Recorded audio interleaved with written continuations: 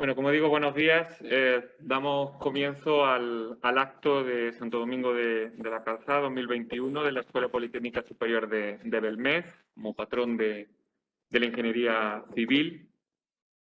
Y en primer lugar quería dar la bienvenida a todos los presentes en nombre del señor rector, que bueno, pues su agenda no le ha permitido estar aquí. Pero gracias a que su agenda no le ha permitido estar aquí, pues me ha permitido estar a mí. Con lo cual estoy feliz de volver a Belmez, que todo el equipo y toda la escuela sabe que le tengo un especial cariño a esta escuela desde hace mucho tiempo. Me acompañan en la mesa Francisca Daza, directora de la Escuela Politécnica Superior de Belmez, Cora Castillejo, secretaria de la Escuela Politécnica Superior de Belmez, y Álvaro Pérez Martín, conferenciante. Y vamos a comenzar, antes de dar la palabra a Francisca Daza, una pieza musical, en este caso a cargo de Isabel Palomo. Muchas gracias.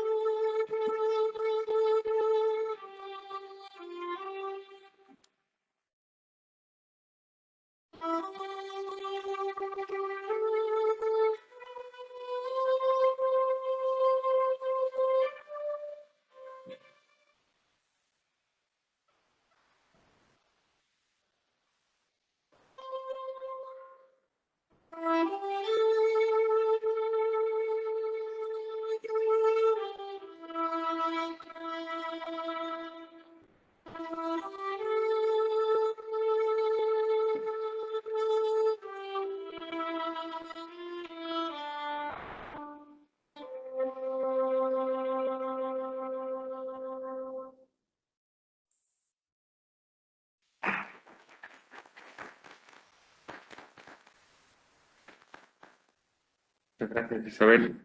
Tiene la palabra Francisca Daza, directora de la escuela, que presentará al conferenciante. Muchas gracias, señor vicerrector. Bien, pues Álvaro Pérez es ingeniero de caminos, canales y puertos, con MBA internacional, técnico superior en prevención de riesgos laborales y jefe de COES. En la actualidad ocupa el puesto de director de CONESI España y director de la línea de reclamación y resolución de disputas en CONESI Global, con una amplia experiencia profesional en el sector de la construcción y la ingeniería civil, desarrollando funciones de jefe de obra, técnico de licitación, ingeniero de proyectos, jefe de unidad, director de obra, consultor y perito en numerosos procedimientos judiciales nacionales y arbitrajes internacionales, presidente de la Institución de Mediación Civil y Mercantil del Colegio de Ingenieros de Caminos, Canales y Puertos en la demarcación de Andalucía, Ceuta y Melilla, y miembro del Comité de Coordinación Nacional, secretario de la Junta Directiva de la Sociedad Española de Ingeniería de Costes y Estimaciones y de la Asociación Americana de Costos Internacional, vocal del Consejo Superior de la Corte de Arbitraje de la Cámara Oficial de Comercio, Industria y Navegación de la provincia de Málaga, miembro de la Sociedad Española de Mecánica del Suelo e Ingeniería Geotécnica y representante de España ante la Asociación Internacional de Mecánica del Suelo e Ingeniería Geotécnica. Miembro del Grupo de Peritos Expertos de la Asociación Latinoamericana de Derecho de la Construcción, colaborador del Centro Internacional de Arbitraje de Madrid y reconocido a nivel mundial entre los peritos más destacados en publicaciones internacionales.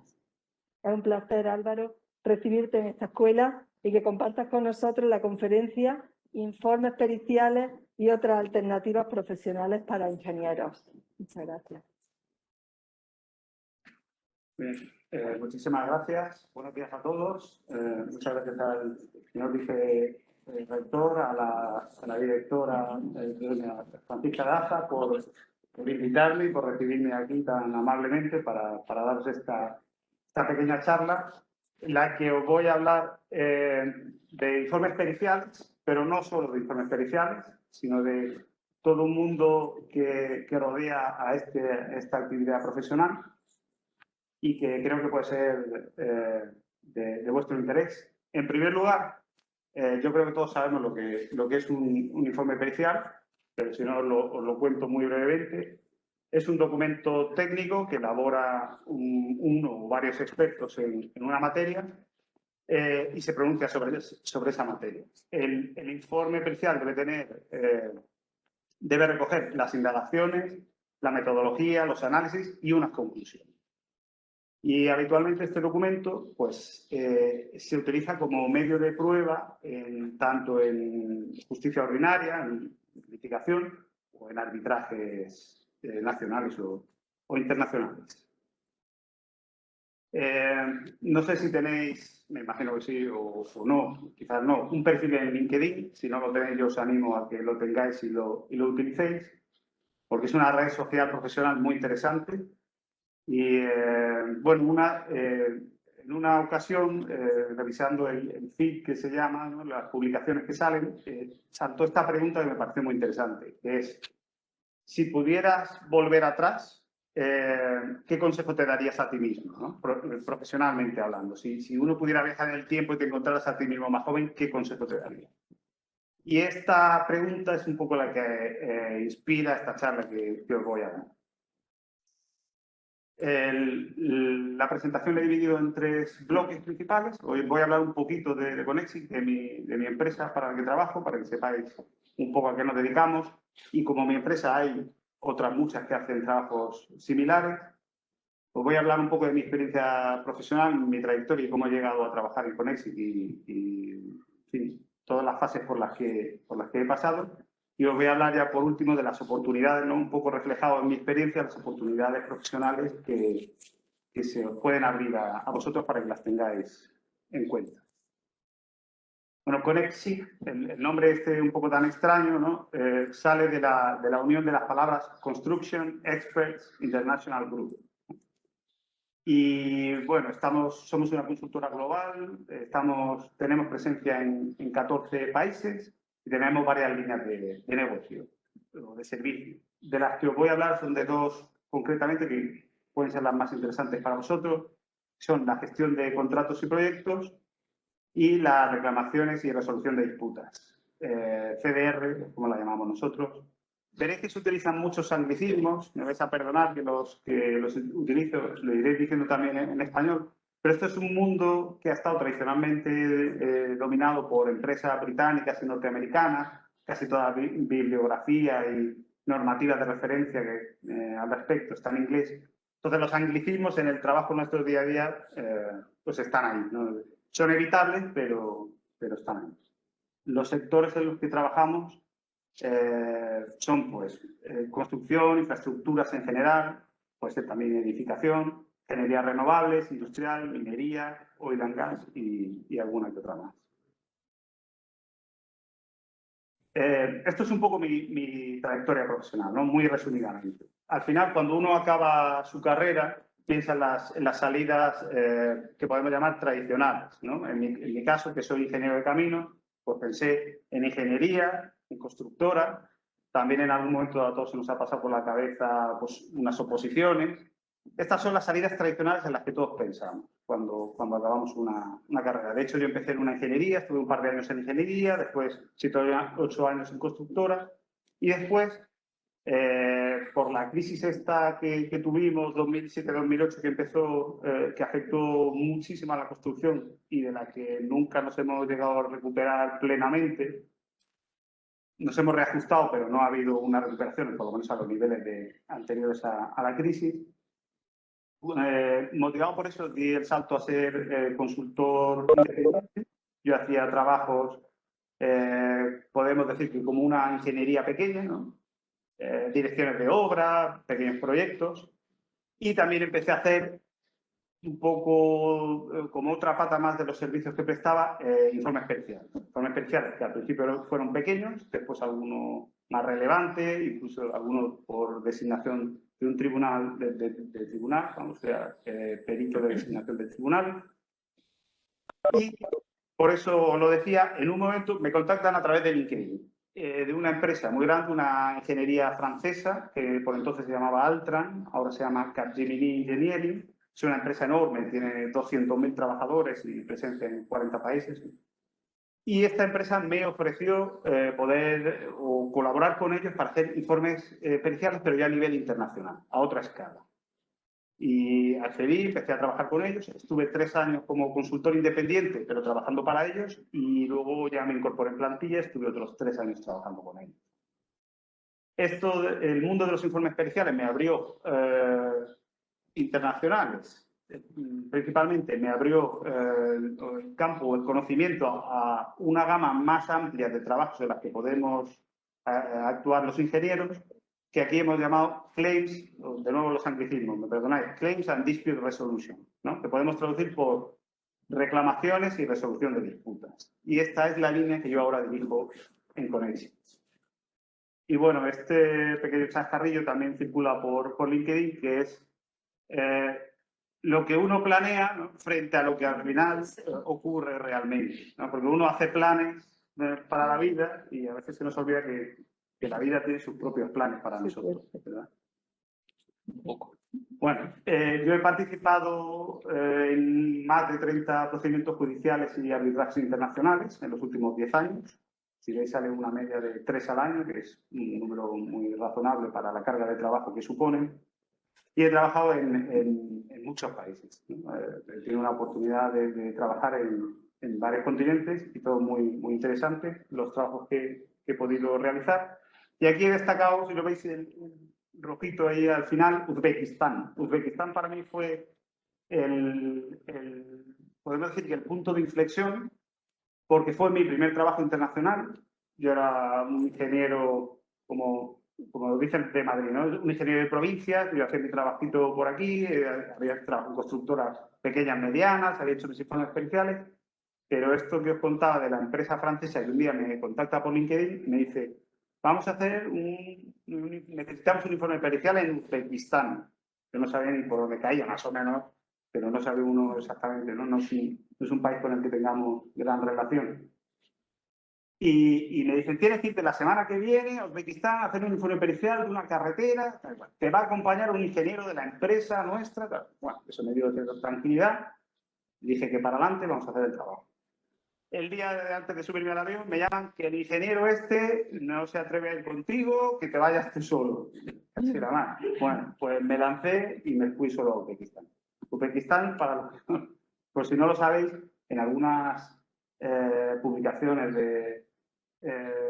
pues de ONG sobre derechos humanos y tal, lo han llegado a calificar como la Corea del Norte de Asia Central.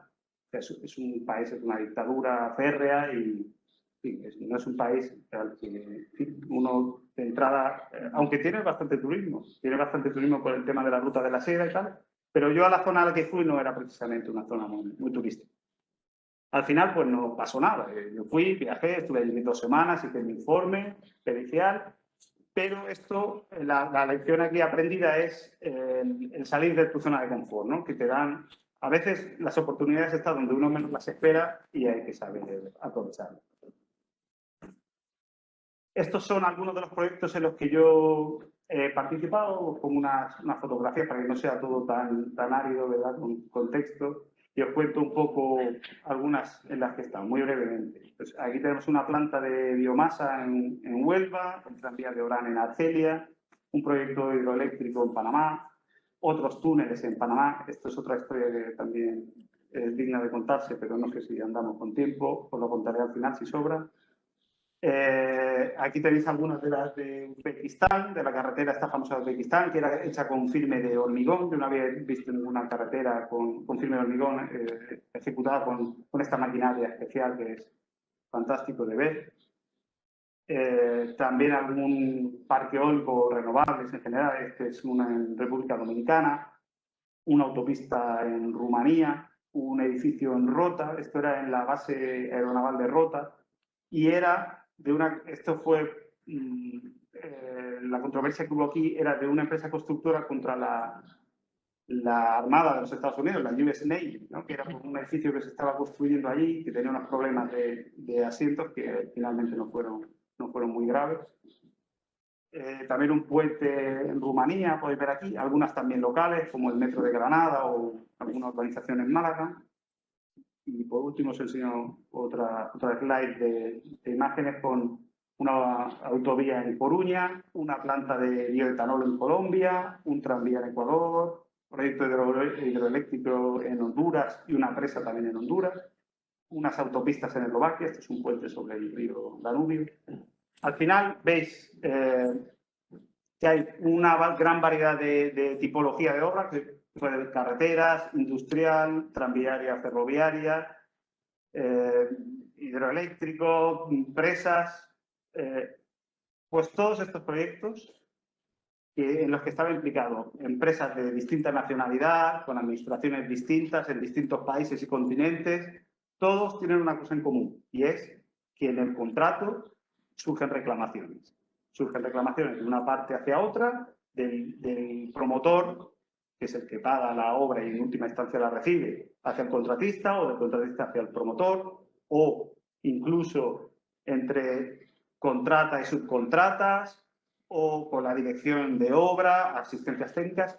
El caso es que los proyectos de construcción son muy complejos, aunque nosotros intentemos con planificación, con metodología BIM, intentemos asimilarlo a un proceso industrial, nunca va a llegar a ser un proceso industrial. Hay muchísimas variables que no se controlan y eso inevitablemente acaba en reclamaciones que pueden ser gestionadas dentro del contrato y solventarse, o que pueden no tener una solución sencilla y evolucionar hacia lo que llamamos una disputa que hay que resolver. Aquí yo he agrupado cómo entiendo los tres bloques en los que podemos agrupar las distintas reclamaciones que se presentan en contratos, ya sean de construcción, sean de minería, sean industriales, son de este tipo, ¿no? Siempre hay unas reclamaciones, o suele haber unas reclamaciones de base técnica. Una base técnica que esta sí es, o está muy relacionada con lo que vosotros estáis aprendiendo en la escuela, ¿no? Lo que os enseñan aquí los profesores. Una base técnica que puede ser la raíz de distintos conflictos. Aquí he enumerado algunos. Errores de diseño, estos son muy típicos, ¿no? Los proyectos, no hay proyecto perfecto, igual que no hay contratista perfecto, no hay proyecto perfecto. Y los errores de diseño son muy típicos.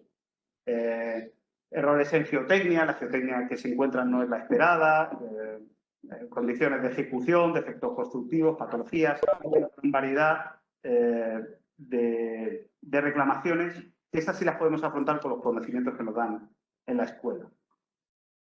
Luego hay otra serie de reclamaciones que están vinculadas, ¿verdad? Estas que veis en rojo son las de los retrasos.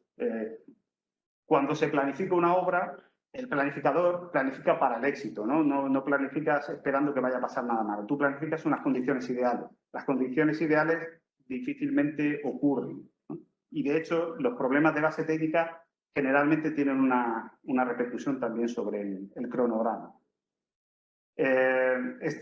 Todos los proyectos tienden a retrasarse. Esto es inevitable, esto es como la ley de la gravedad, esto no podemos luchar contra ello. Los proyectos tienden a retrasarse y hay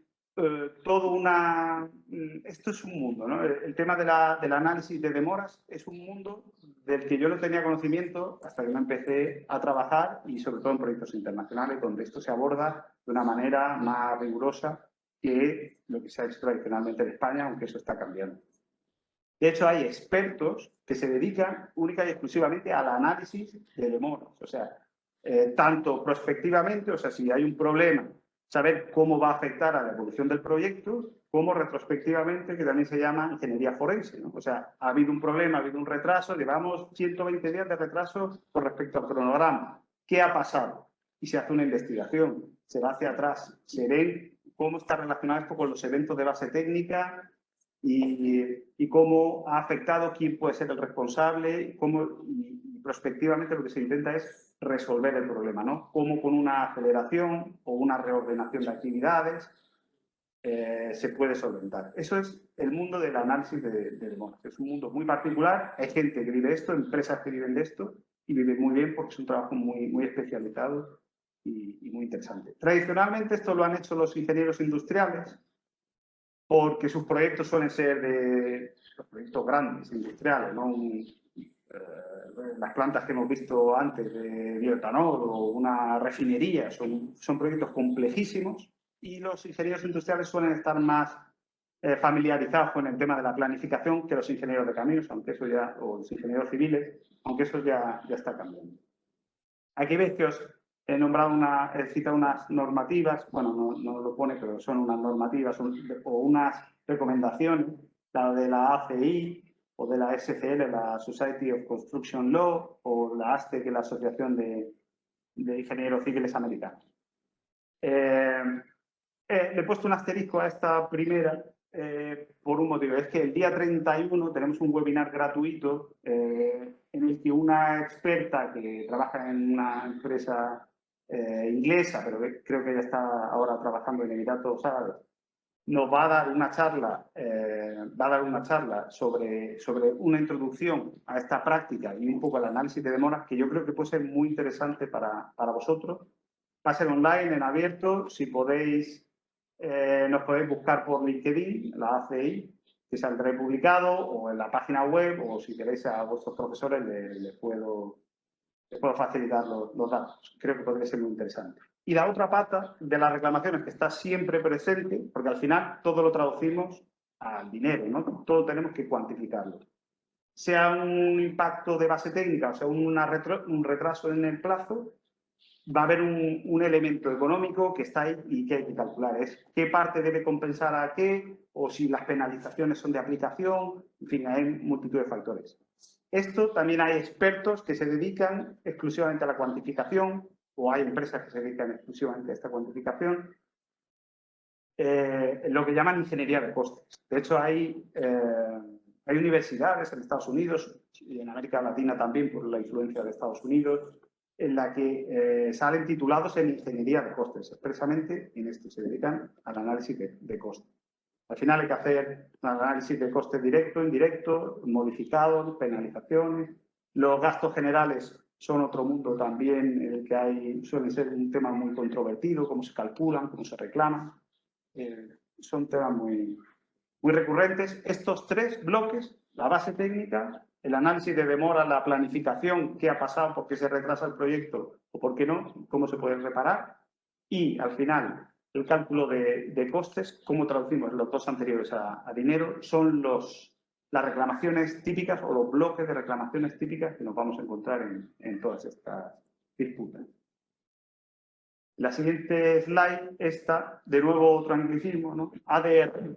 ADR es Alternative Dispute Resolution, o resolución alternativa de disputa.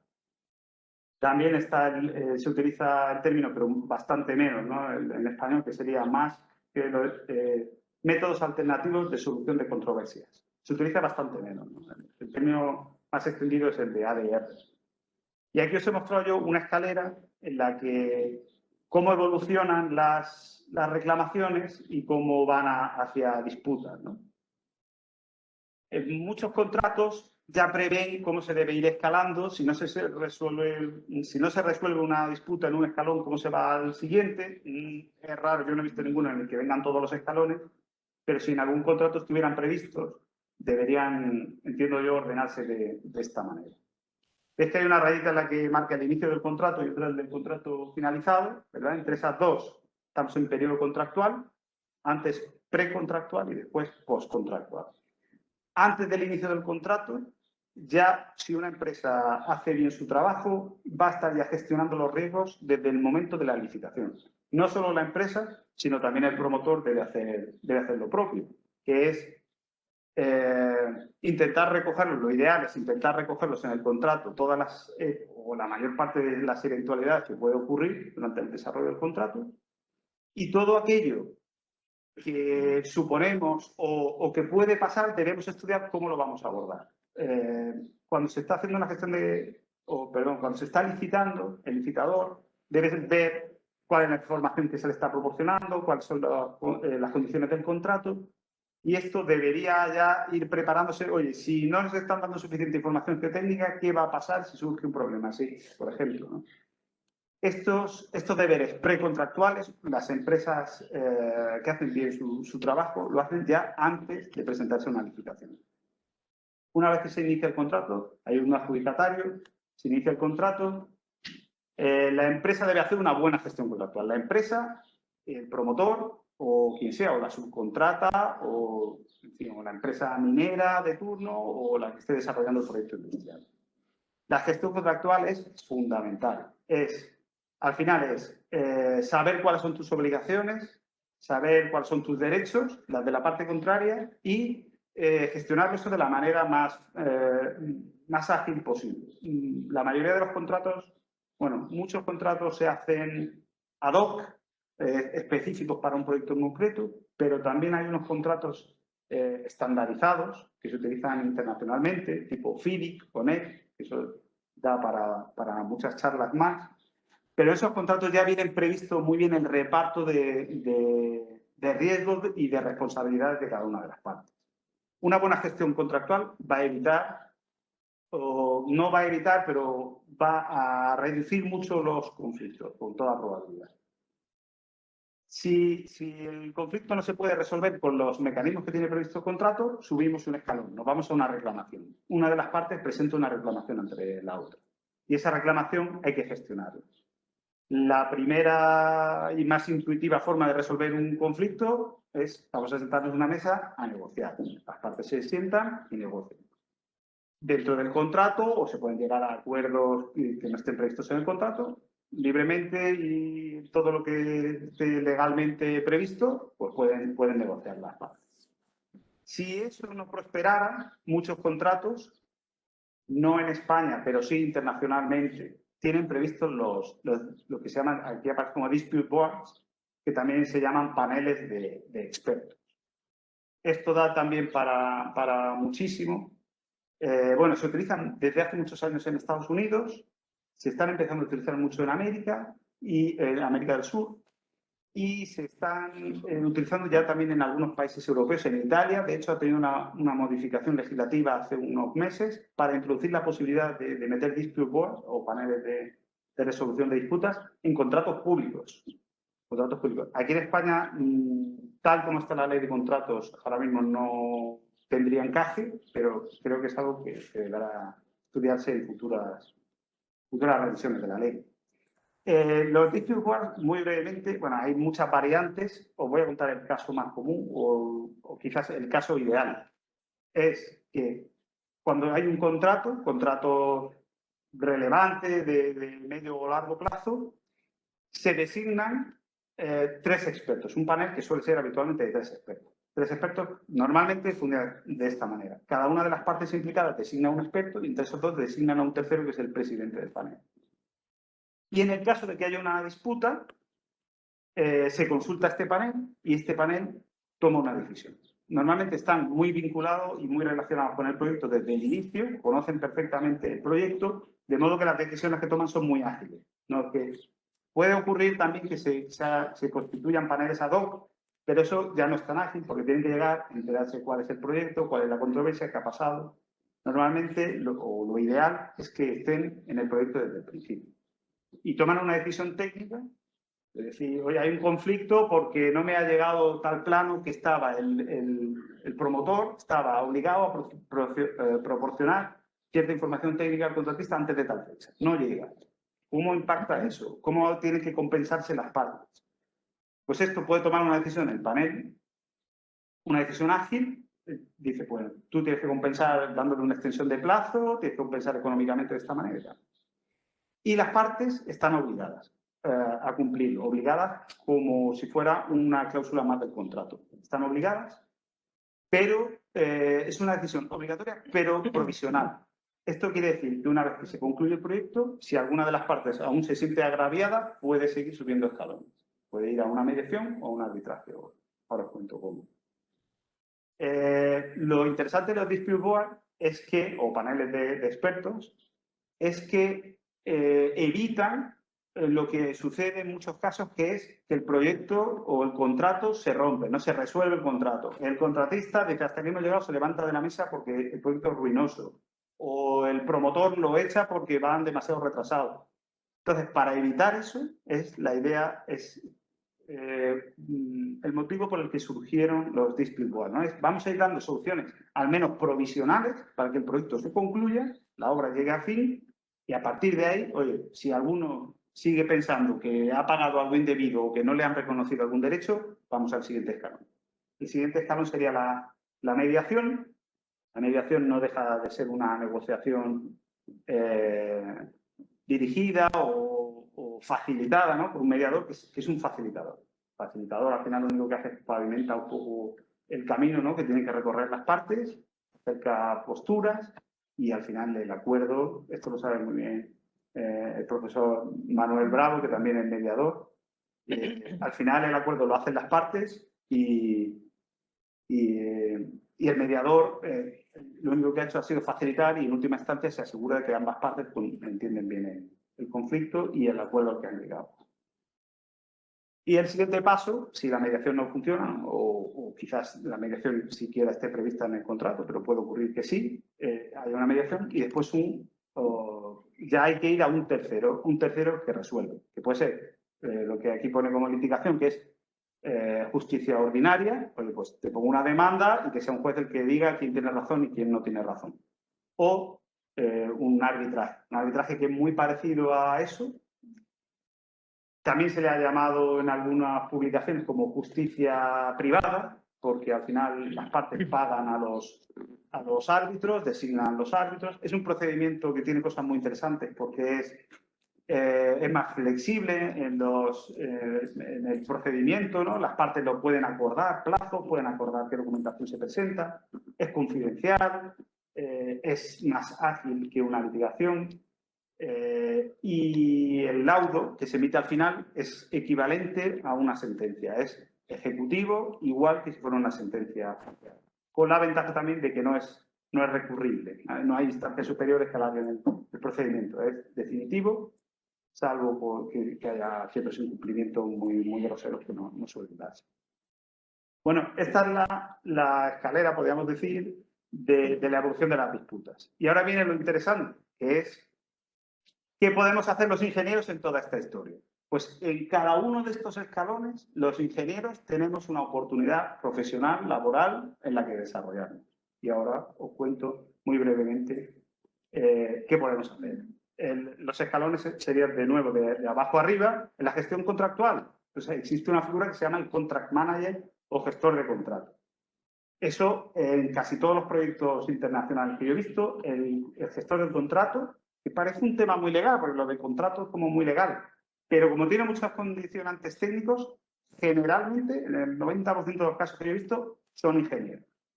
Ahí hay una oportunidad laboral. En reclamaciones también, o sea, hay empresas, he puesto ingeniería de claims, de nuevo, otro anglicismo, reclamación. Hay empresas que se dedican exclusivamente a preparar reclamaciones, a asesorar a su cliente en reclamaciones. Y hay expertos en reclamaciones. En negociación, ¿qué pueden hacer los ingenieros? Pues pueden ser asesores de una de las partes durante la negociación o incluso peritos si alguna de las partes para la negociación decide aportar un informe pericial, que puede ocurrir también. En los dispute boards, esto que os digo, los paneles de expertos para ir solventando problemas en la etapa contractual, todos son ingenieros habitualmente. En un caso que fue muy exitoso, que es en Perú, las obras que se tuvieron que hacer para los Juegos Iberoamericanos de 2019, se establecieron paneles de expertos para cada uno de los proyectos que se desarrollaban y ahí estaban constituidos, si no me equivoco, creo que era por un abogado y 2 ingenieros. O sea que al menos 2/3 partes eran también ingenieros. En la mediación, esto que os contaba, que uno facilita el encuentro entre las partes que están en disputa, pues los ingenieros podemos ser el mediador. De hecho, el Colegio de Caminos tiene una institución de mediación civil y mercantil, muchos otros colegios, los arquitectos, creo que también los ingenieros civiles, ingenieros técnicos de obras públicas, también tienen sus instituciones de mediación. Se puede ser también comediador. Comediador es que hay un mediador, puede ser un abogado, puede ser cualquier otra cosa, pero que si el tema que se está tratando es muy técnico, puede necesitar a su lado un mediador técnico que le ayude, ¿no? Y eso puede ser un ingeniero perfectamente. Se puede ser perito si hace falta un informe pericial, también se aportan a la mediación en algunos casos. Se puede ser asesor del mediador, o sea, no estar presente, pero asesorarle en asuntos muy técnicos. Se puede ser asesor de una parte. En arbitrajes también. Arbitrajes, esto que os contaba, que es muy equivalente o muy parecido a un juicio, ¿no? Los ingenieros podemos ser árbitros. Árbitros en equidad. Esto daría también para hablar mucho, ¿no? Se puede ser árbitro en derecho o árbitro en equidad. Los ingenieros podemos ser árbitros en equidad. Podemos ser peritos designados por el tribunal. Podemos ser peritos de parte. O sea, una parte contrata a un perito, el perito tiene que hacer un informe imparcial. Eso es así. Pero te puede contratar una parte u otra. Se puede ser asesor del tribunal. Los tribunales, esto que os contaba, pues a veces los tribunales de arbitrales comúnmente están constituidos por 3 abogados o juristas. A veces necesitan un asesoramiento técnico. Eso también lo podemos hacer los ingenieros. Se puede ser asesor de una de las partes. Asesor de un financiador, que viene ahí como TPF. TPF es Third Party Founder, ¿no? Otro anglicismo. Al final, esto lo explico muy brevemente, pero es muy interesante también. El que tiene una demanda tiene un activo. O sea, si tú eres demandante, al fin y al cabo tienes un activo porque tienes una expectativa de ganar un dinero que estás reclamando. Pero a veces los arbitrajes son caros. Los arbitrajes son caros porque los bufetes especializados son caros, los informes periciales especializados son caros, hay que pagar a los árbitros, los arbitrajes son caros. Y muchas veces algunas empresas, sobre todo que es el pequeño, ¿no? en la disputa, duda mucho si afrontar un coste así tan importante. Y hay empresas que se dedican a financiar ese arbitraje. Lo financian a riesgo total para ellos. Es decir, si hay luego un beneficio, cobran una parte importante también, entre un 10, un 20, un 25% del resultado. Pero si se pierde esa demanda, asumen el coste íntegramente. ¿Qué pasa ahí? Que para decidir este financiador si se mete o no se mete en un arbitraje, necesita tener un conocimiento de cuál es la situación, qué garantía o qué expectativas hay de éxito. Si hay una disputa técnica, van a necesitar un ingeniero o un equipo de ingenieros que les asesoren si merece la pena o no merece la pena. Veis que esto es un mundo muy particular, pero amplísimo, que abre muchísimas posibilidades. Y en litigación, justicia ordinaria, pues igual, puede ser un asesor de una parte, puede ser perito de parte, o puede, como a mí me ocurrió alguna vez, que te llaman del juzgado, porque estamos en una lista de peritos del colegio y que se pone al servicio de la justicia y te llaman, o tenemos un caso de tal, pásate por juzgado, que puede ser perito de designación judicial. Y bueno, aquí os cuento ya el tema un poco, dejando de lado un poco todo lo técnico y tal, en los aspectos más personales, ¿no? Aquí pongo una foto de algunas experiencias que he tenido muy interesantes, que el trabajo en proyectos internacionales da unas oportunidades de relaciones personales interesantísimas. O sea, se conoce una gente interesantísima. Yo esta foto que veis arriba, que estamos ahí en un bar tomando una cerveza, aquí estamos de dos empresas que en aquel momento, bueno, en aquel momento digo porque han cambiado algunas cosas, pero en aquel momento éramos rivales. Y sin embargo, ahí estamos tomándonos una cerveza. Y aquí hay pues, un ingeniero experto que trabajó en los túneles del metro de Barcelona, que ahora está en el metro de Quito, en Lima. Está un señor que fue director de dragados industriales durante 15 años. Hay un doctor ingeniero alemán que desarrolló un método para el cálculo de los avances de unas tuneladoras, complejísimo. El doctor Kanji, que es un geólogo, o fue, porque ha fallecido recientemente, apenas hace un mes o 2 meses. Pues era un experto geólogo que fue presidente de la Comisión de Rocas de la Sociedad Internacional de Mecánica de Rocas. Bueno, soy yo, un ingeniero de provincias que apenas había trabajado en constructoras pequeñitas locales y que un día pues decidí irme a Uzbekistán y ahí estoy. Y conociendo gente interesantísima. Y eso podemos decir que es el lado positivo. Luego tiene el reto, ¿no? Es la parte quizás un poco más incómoda de este trabajo, también hay que decirlo, no todo es bueno, es la parte de, o al menos para mí, es la parte de la ratificación. Cuando se hace un informe pericial y al final tienes que comparecer delante de un juez o delante de un tribunal arbitral y tienes que defender tu informe. Un informe que va a favorecer a una parte y inevitablemente va a perjudicar a otra, o no la favorece tanto como esperaba, o la perjudica más. Al final va a haber una parte a la que no le gusta tu informe y otra a la que le gusta un poco más. Y la parte a la que no le gusta tu informe te va a cuestionar, y va a cuestionar tu currículum, tu metodología de trabajo, tus resultados, tus conclusiones. Entonces, desde esta primera parte, las fotos en las que se nos ve en obra y tal, hasta que se llega a comparecer ante un tribunal, pues hay que asegurarse de hacer un trabajo serio, honesto, y porque siempre tienes que pensar que vas a acabar delante de un juez o de un árbitro defendiendo tu informe y tienes que estar muy seguro del trabajo que has hecho. Y esa parte, ¿no?, la de ratificar, sobre todo en arbitrajes internacionales, porque los juicios suelen ser mucho más rápidos, ¿no? Apenas está una mañana, 2 horas delante del juez, explica su informe, te pregunta una parte, otra, y no suele ocurrir nada fuera del común, no hay sorpresa. Los arbitrajes pueden durar 1 semana, 2 semanas algunos, puedes estar compareciendo delante del tribunal días, muchísimas horas, se te va a preguntar por muchas cosas, entonces tienes que estar muy seguro del trabajo que has hecho y eso al final es algo estresante, ¿no? Te cuestionan, te preguntan, pero no deja de ser también un trabajo muy interesante. Y ya por penúltimo, iba a decir último, pero es penúltimo, aquí os muestro, bueno, en el centro aparece el logo de mi empresa, pero igual que mi empresa podía ser cualquier otra, hay muchas empresas que se dedican a esto, muy especializadas, pero hay bastantes.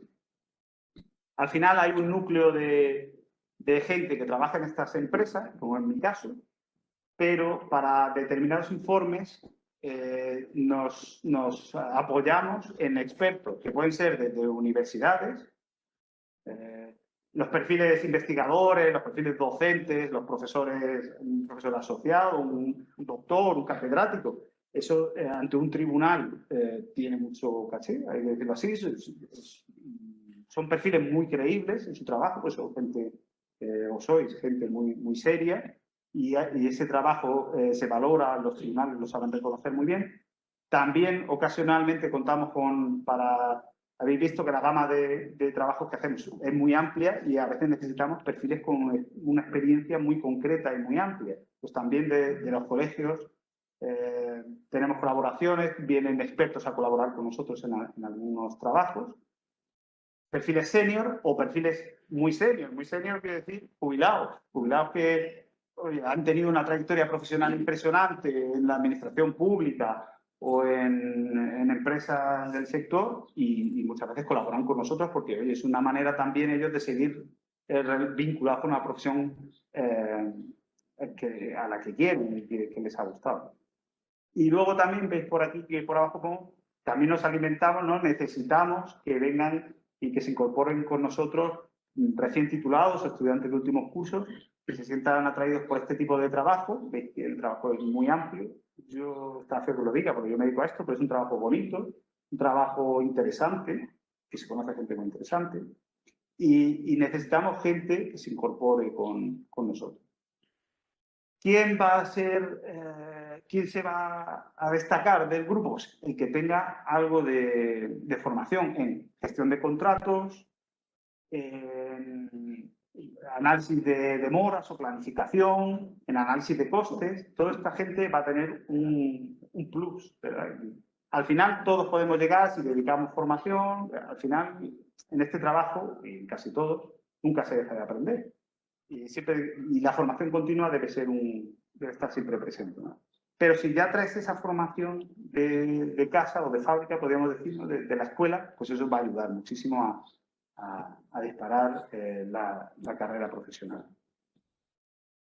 Y volviendo a la pregunta primera que os hacía al principio de qué le dirías a tu yo más joven, yo personalmente a mí mismo, ¿no? ¿Qué me diría? Yo me diría que me formara en gestión de contratos, en temas de reclamaciones, QID es Quantum y Delay, ¿no? Cuantificación de daños, análisis de demoras, planificaciones, que también se llama ingeniería forense, ¿no? En según qué sitios. No solo para trabajar en esto, que también, que es fundamental, pero si lo pensáis, para una empresa constructora, alguien que sepa de gestión de contratos, que sepa de reclamaciones y que sepa de análisis de programas, es un perfil muy valorado. Para una ingeniería también. Yo, por eso, el consejo que os diría es formaos en esto, si tenéis la oportunidad y si os interesa, porque son campos quizás desconocidos, pero que son muy interesantes y que hay una demanda de ingenieros. Siempre estamos buscando perfiles de este tipo. Pues nada más por mi parte, muchas gracias y espero que os haya podido ser de utilidad. No sé si habrá un turno de preguntas, si no lo hay, pues podemos hablarlo después. Me podéis contactar por LinkedIn también o pedir mis datos a vuestros profesores, al profesor Manuel Bravo le podéis pedir mis datos y estoy a vuestra disposición para lo que necesitéis. Muchas gracias.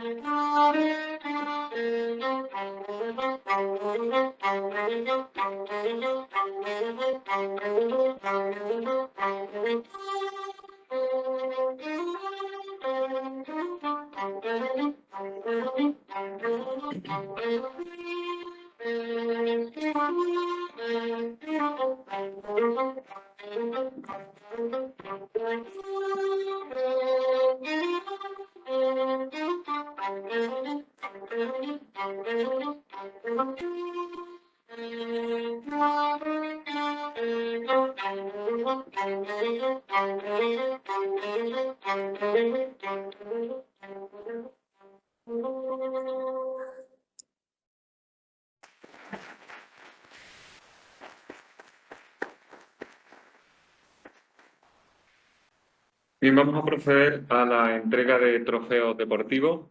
La secretaria procurará los premiados.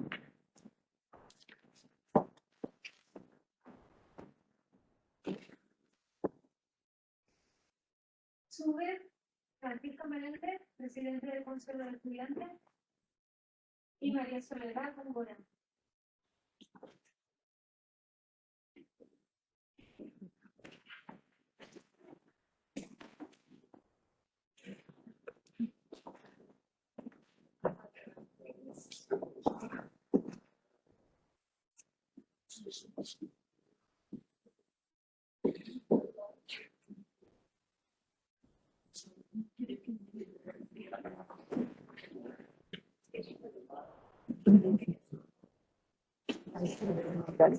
La chiquita, ¿y se ve sobre la de la escuela?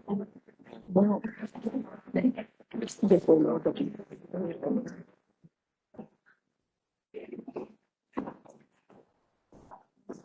Baloncesto. Primer clasificado masculino. Boston, dos muy tontos. Los nombres son...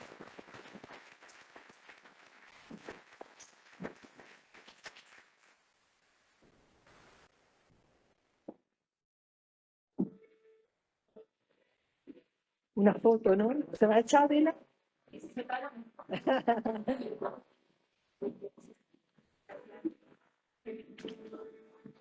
Primer clasificado femenino. Chicago no me limpio.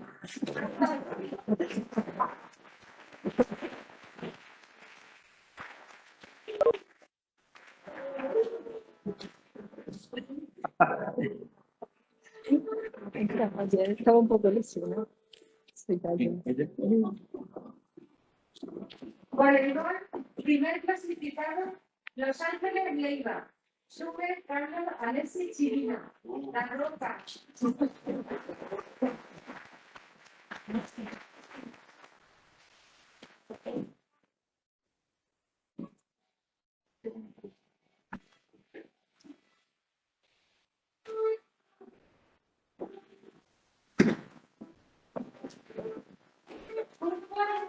primer clasificado masculino.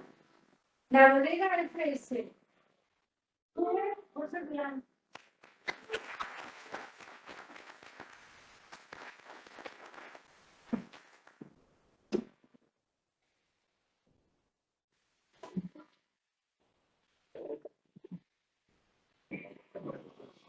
Primer clasificado femenino. Suárez. Valeria Colorado.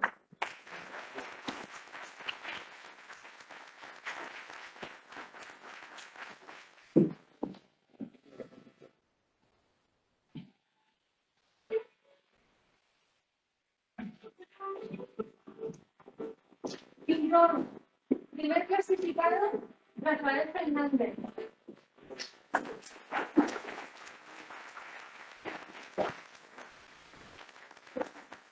Segundo clasificado, Álvaro López.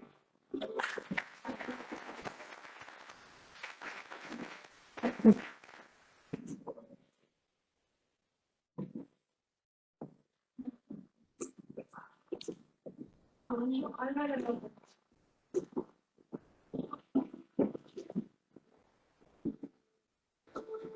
Tercer clasificado, Juan Carlos Castro.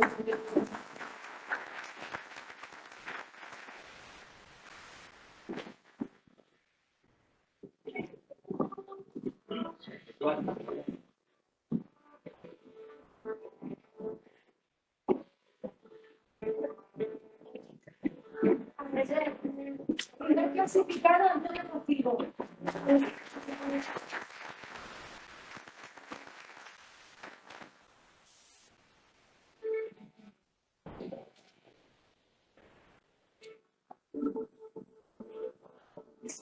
Segundo clasificado, Blas Benítez.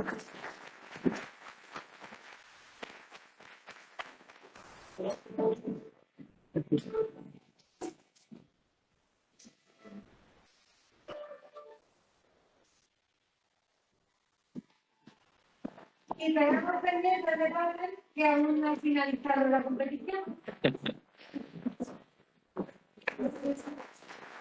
Ha pillado tiempo de lluvia y es una semana complicada.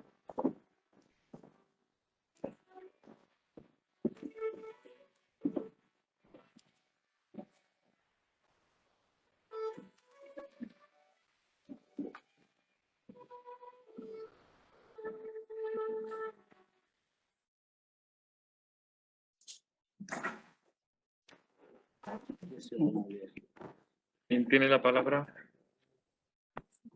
Francisca Daza, directora de la... No sabía si era la de antes. No sé si Se había terminado o empezaba otra. Sí, sí, ya.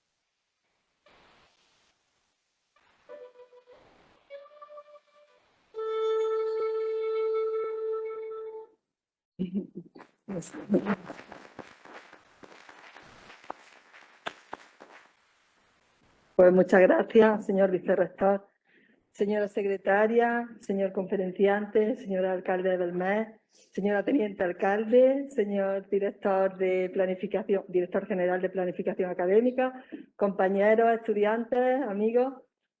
Bueno, pues yo que echaba de menos la canción de Forrest Gump, la tengo asignada, me quedaré así ya.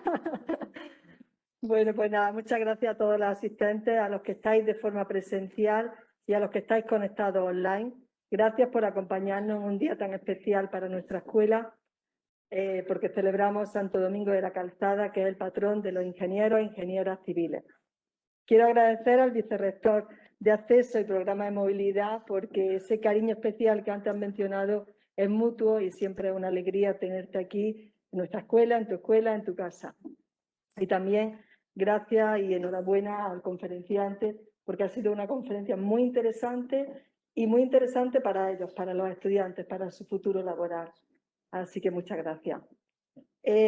También quiero dar un agradecimiento muy, muy especial al Consejo de Estudiantes de nuestra escuela. Esta vez le ha tocado a ellos ser protagonistas porque han realizado un gran esfuerzo para organizar y llevar a cabo todos estos torneos deportivos. Ya habéis visto que ha habido muchas modalidades. Hemos tenido baloncesto, fútbol de niñas. ¿Cuándo ha habido aquí un fútbol de chicas?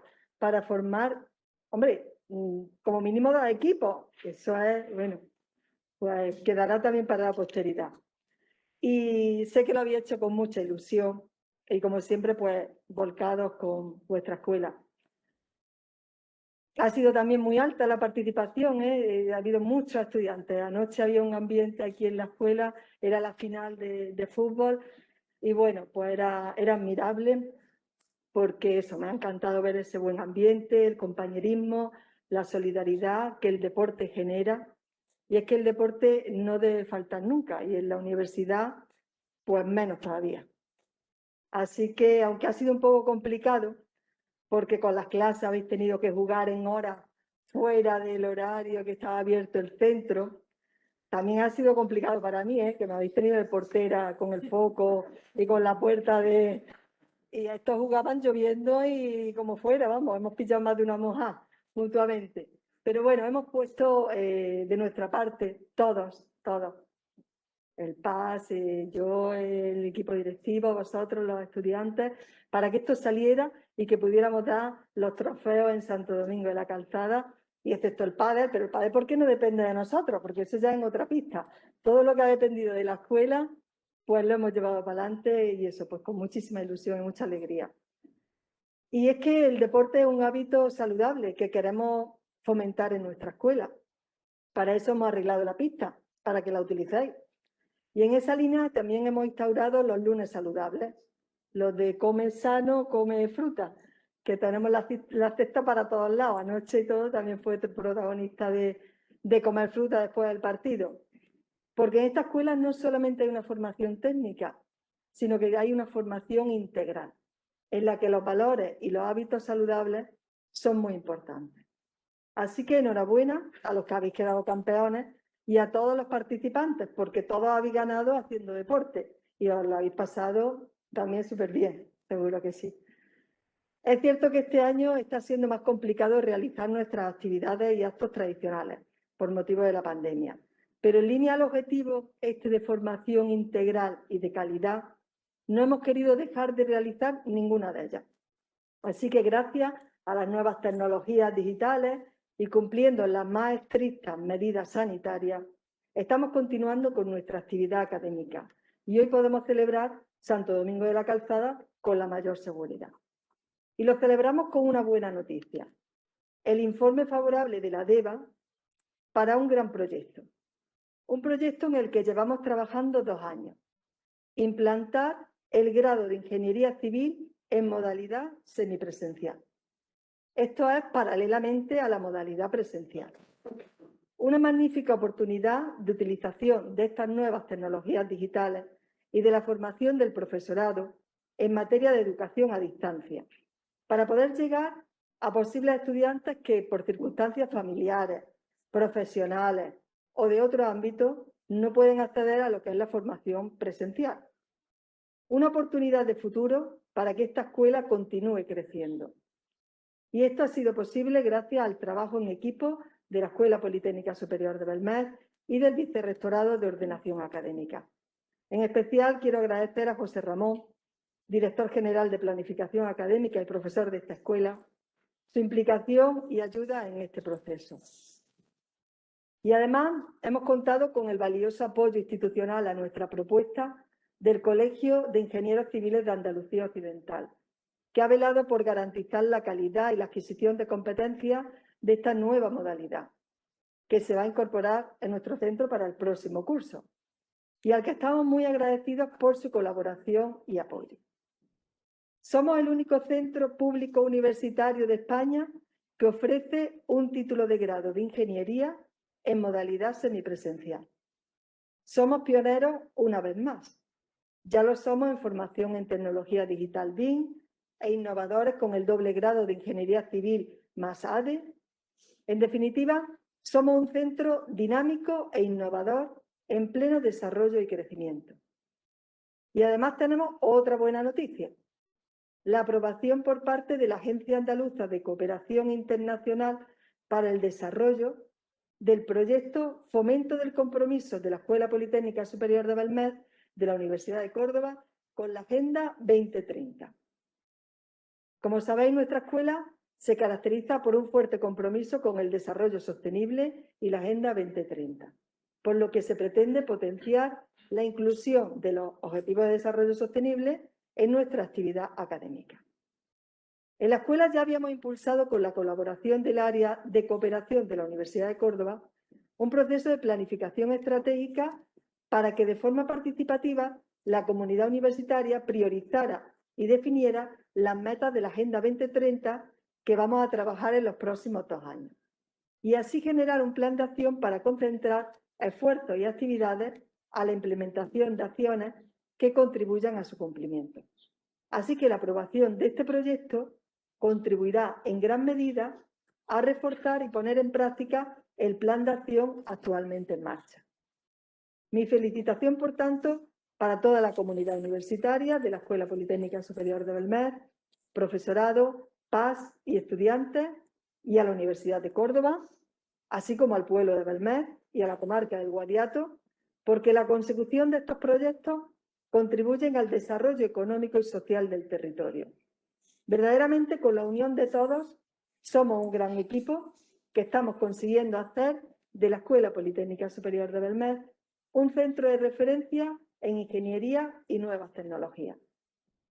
Pero hoy celebramos Santo Domingo de la Calzada y quisiera centrarme un poquito en ello.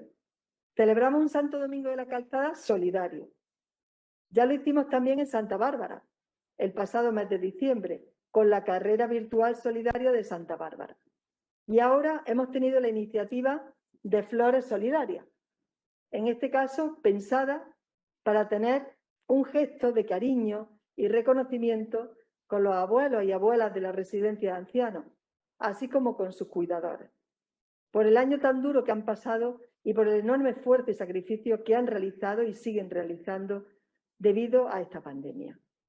Y es que es muy importante la solidaridad, y en el día de nuestra patrona y nuestro patrón, pues todavía más, porque esa es la enseñanza que nos dejaron ellos. Domingo de la Calzada fue un religioso español vinculado al mundo de la obra civil. En el año 1039 construyó un puente sobre el río Oja, facilitando el peregrinaje de los fieles en su camino hacia Santiago.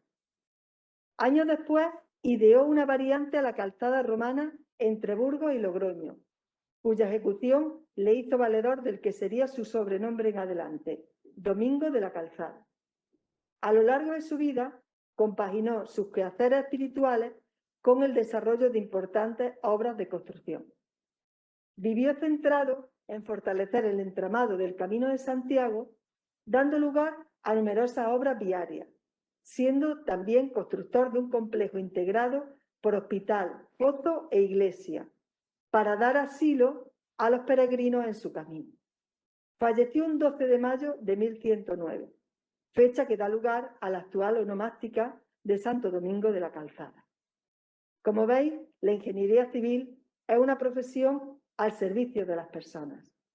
Y es que las ingenierías que ofertamos aquí, que impartimos en la Escuela Politécnica Superior de Belmez, son ingenierías de futuro, que afrontan retos apasionantes para cambiar el mundo, para tener un mundo mejor. Así que, bueno, ya digo, me voy a despedir porque no quiero alargarme mucho y para finalizar quiero expresar de nuevo mi agradecimiento al señor vicerrector de Acceso y Programa de Movilidad y mi felicitación al conferenciante. Gracias, Álvaro. Ya digo que ha sido una magnífica conferencia y gracias por compartirla con todos nosotros. También felicitar a Isabel, que con el violín ha embellecido este acto, y no me olvido de agradecer a todas las personas que lo han hecho posible. Algunas están todavía por ahí detrás. Pedro, está ahí muy escondido. Bueno, pues para todos, Juan Carlos, Fernando, para todo el PAS, muchas gracias. Y a todos los asistentes y los que estáis conectados vía online, gracias por acompañarnos y no fallar en la cita de esta tradicional celebración de Santo Domingo de la Calzada, patrón de Ingeniería Civil. Muchas gracias y desearos que disfrutéis de este día.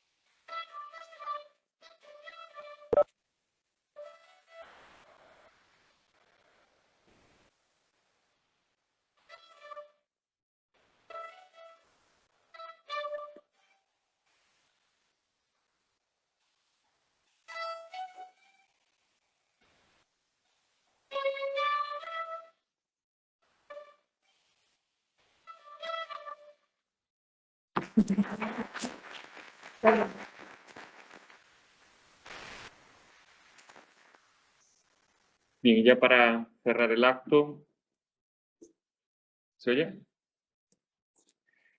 Querría, en primer lugar, agradecer a Álvaro Pérez, nuestro conferenciante de hoy, su espléndida exposición, que creo que es todo un acicate para los estudiantes a la hora de elegir sus salidas profesionales, ¿no?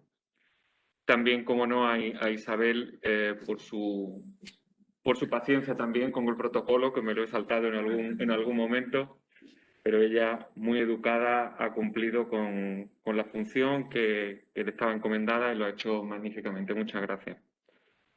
Quería continuar felicitando, como siempre hago, a la escuela, a su equipo, al personal de Administración de Servicios, al PDI, a sus estudiantes, que bueno, son ya casi 7 años que llevo de vicerrector y empezando a muy poquitos alumnos. En estos años ha cambiado muchísimo la escuela en número de estudiantes y en calidad, no solo en cantidad, sino también en calidad, ¿no? Así que mis felicitaciones a todos vosotros y todas vosotras. También, como no, por la organización de este acto, ¿no? Como todos los actos que hay en la escuela, son actos sencillos, son actos creados con mucha pasión, con mucho entusiasmo y que nos permiten, en definitiva, establecer este contacto que solo existe, o de manera muy especial, vamos a decirlo así, porque soy vicerrector en todos los centros, pero permite esta relación que es muy especial en esta escuela, ¿no? En otras, lo que aquí se vive cuando se llega se experimenta de manera distinta cuando va uno a otro centro. Francisca, la directora, ha hablado de bueno, superación de algunas dificultades. Leyendo un poco sobre Santo Domingo de la Calzada, que bueno, pues no conocía bien su biografía, fue una persona que tuvo especiales dificultades a la hora de bueno, pues llegar a determinados monasterios, a sentarse en determinados lugares. Y es que la vida, en definitiva, pues cuesta trabajo, ¿no? La vida, en definitiva, tiene sus dificultades, ¿no? Y esta escuela en particular, pues ha experimentado esas dificultades de distinto tipo. La última, pues la hemos padecido todos, no solo la escuela, ¿no? Que es la pandemia en la que todavía estamos, en la que, por suerte o por desgracia, más por desgracia que otra cosa, pues nos estamos acostumbrando a vernos con las mascarillas, a padecer con ellas, porque algunas se bajan demasiado y te las tienes que estar continuamente subiendo. Entonces, todo este tipo de situaciones en las que, una situación complicada este año, como también ha dicho la directora, en la que la universidad, pues de un día para otro, tuvo que cambiar absolutamente todo. Ahí quiero agradecer al personal de administración de servicios, pero muy especialmente al profesorado y a los estudiantes, su implicación y su paciencia a la hora de llevar a cabo esos cambios tan importantes que en algunos casos hemos tenido que realizar para el ámbito de la gestión. Para nosotros, como equipo de gobierno de la universidad, ha sido muy difícil, en una situación desconocida para todos, tener que poner en marcha muchos protocolos y muchas acciones que en la mayoría de los casos pues, venía determinada por lo que nos decía por un lado el Estado y por otro lado lo que nos decía la Junta de Andalucía, y había que acatarlo de un día para otro. Yo llevaba poco tiempo como vicerrector de estudiantes, veo aquí en el nombre, pero ya hace tiempo que no lo soy, como vicerrector de programas de movilidad. Y claro, la movilidad internacional ha sido un tema, como podréis imaginar, extraordinariamente complejo de gestionar, ¿no? Con situaciones incluso de repatriación y otras cuestiones, como bien sabe Adela, que hemos ido trabajando en estos meses mano a mano, ¿no? Pero a pesar de todas estas dificultades que, como digo, generales en toda la universidad y particulares, pues bueno, pues por el número de estudiantes, por el lugar en el que se encuentra, que en algunos casos pues puede significar una dificultad. Yo cada vez que vengo veo que es todo lo contrario. Eso es algo muy positivo, el hecho de que la escuela esté situada donde está, ¿no? Pero a pesar de todas esas dificultades, la escuela siempre se sobrepone, ¿no? La escuela, creo que gracias a los equipos que he dirigido y que la dirigen, y, como no, al profesorado que viene a impartir aquí las clases, y a los estudiantes que disfrutan de la docencia, pues la escuela es lo que acaba de leer la directora, ¿no? Una escuela que va creciendo en todos los sentidos, ¿no? Yo creo que además la escuela encarna precisamente muchos de los valores y además de manera sobresaliente, muchos de los valores que tiene la propia Universidad de Córdoba y que nos hemos intentado poner de relieve, ¿no? O potenciar durante estos años de gobierno, ¿no? Y una de las cosas que siempre digo y que se ve de manera muy clara en este centro es la colaboración de las distintas instituciones, ¿no? No es normal ver en un acto académico a representantes de los ayuntamientos, como ocurre siempre en los actos de Belmed. Me refiero a los actos de los centros, ¿no? Porque en los actos institucionales de la universidad sí existen, obviamente, de distintas instituciones políticas y públicas y privadas, pero de cada centro, pues bueno, obviamente no he visto al alcalde de Córdoba en distintos actos de los centros, ¿no? En este caso sí vemos siempre los distintos alcaldes y alcaldesas que han pasado por este ayuntamiento, hemos visto ese interés, ¿no? Y en el caso del actual, pues apoyando siempre a la escuela en todo lo que se puede. Y yo creo que la escuela, la propia universidad, las distintas instituciones y todos vosotros colaborando conjuntamente, pues creamos y se pueden crear muchas iniciativas. Uno de los miembros del equipo de dirección, de gobierno de esta escuela, me mantiene al tanto de todas las actividades, me manda incluso reportajes gráficos. Muchas veces no sé ni de qué actividad me está hablando, ¿no? Pero siempre es una actividad interesante, ¿no? Y es algo que lo que significa es que la escuela está viva, la escuela es dinámica y eso es fantástico, ¿no? Entonces, ese entusiasmo, esa calidad, esa calidez también que tiene esta escuela, no es en absoluto incompatible con la calidad del profesorado, con la calidad de la enseñanza y con la innovación a la que se refiere se ha referido la directora, ¿no? De ahí el crecimiento necesario y de ahí, aunque me quede un año en el equipo de gobierno de la universidad, porque ya sabéis, el año que viene hay elecciones a rector y yo me voy. Entonces, a pesar de eso, siempre lo he hecho durante estos 7 años, lo seguiré haciendo en el año que me queda. La defensa total y absoluta de esta escuela y el apoyo máximo a cualquier cosa que necesitéis, al menos como mínimo dentro del ámbito de mis competencias, pero sabéis que también es en el ámbito de las competencias generales de la universidad. Y termino porque en este centro siempre me entusiasmo más de la cuenta. Lo que os digo no es protocolo, lo digo realmente porque lo siento. Me encuentro muy a gusto, me encuentro como en casa y como profesor además no tengo nada que ver con vuestros estudios. Yo soy profesor de lingüística general y no tiene nada que ver con vosotros. Pero realmente hoy en concreto con Álvaro veo una de las cuestiones que me parece fundamental para el futuro laboral, y con esto ya voy terminando, ¿no? Para vuestro futuro laboral, que es todo lo que tiene que ver con la interdisciplinariedad. El hecho de que haya un doble título pionero también en España, de 2 ramas de conocimiento totalmente diferentes, pero que puede ser una maravilla desde el punto de vista laboral. Y la propia conferencia de hoy de Álvaro la hace incluso relacionarla con mi campo de trabajo.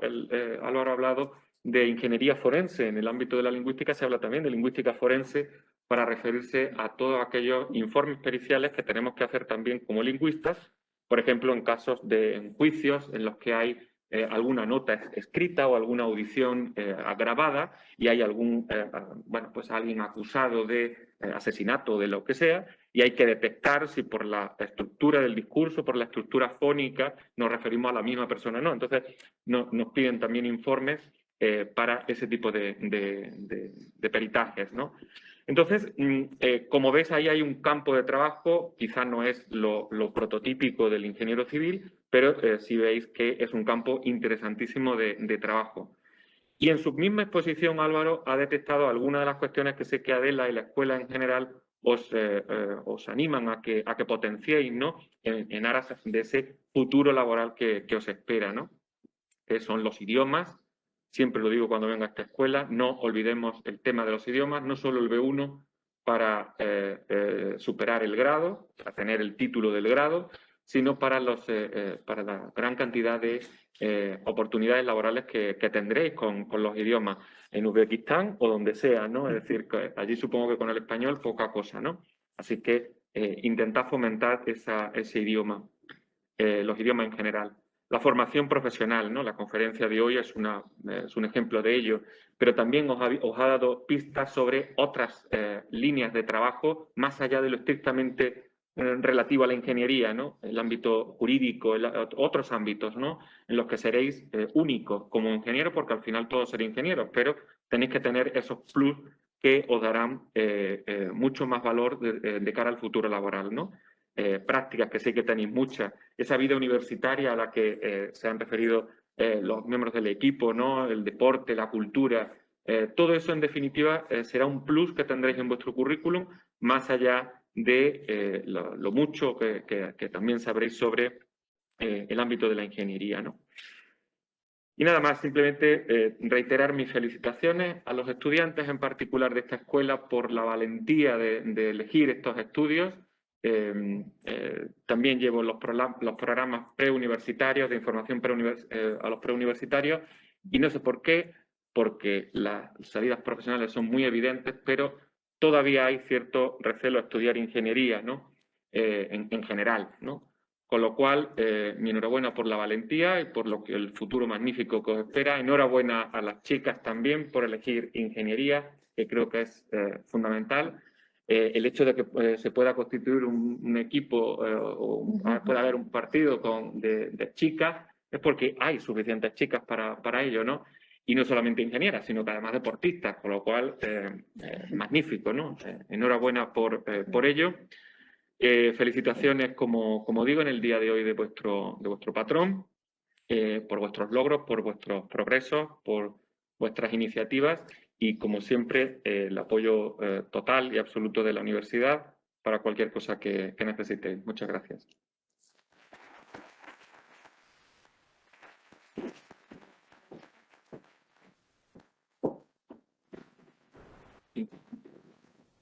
Para un detalle. Bueno. Muchas gracias. Gracias. Y ya nos toca, ya nos quedamos aquí.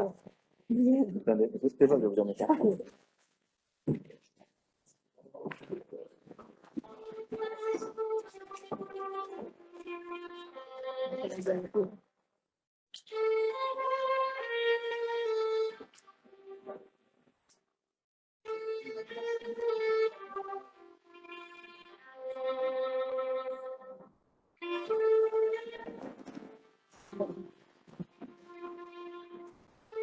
No tenemos himno, pero no tenemos himno. Sin palabras nos quedamos como himno, pero...